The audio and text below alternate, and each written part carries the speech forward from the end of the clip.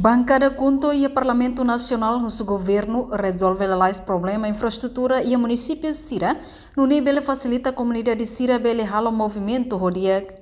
Quinta-feira, né, deputado Bancada Junto e o Parlamento Nacional, deputado Antônio Verdiel de Souza de Han, problema e o setor infraestrutura nessa estrada no ponte e o município inclui o setor agricultura, onde menos produto importação o Siraliur, nível foi impacto ba manutenção e arrelarang.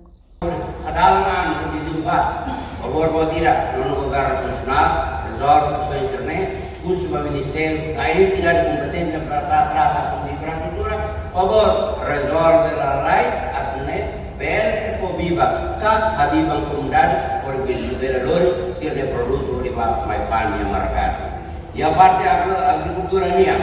e hoje em 2024 atual governo a carga social econômica livre vida com os povos nia a falar redução pobreza causa do povo timor-leste também causa né mas que a governação anterior do Inloro kita outro arena acompanha o ministro de Saia no ministro de Tum lá dá o programa de adequado por integra a agricultura né para o povo né maioria habitual para dependência para produto e produção do Brasil por abandonar tia sirnia toda nada né por os povos enfrentam lá por contribuir com a nutrição a arreglar a coinira produto e produção de fora lá normal nessa o Inloro por de fora sai para bem Hataba questão né vice-ministro assuntos parlamentares. A Derito Hugo da Costa reconhece no governo tem que upgrade e a parte sul nem liu estrada.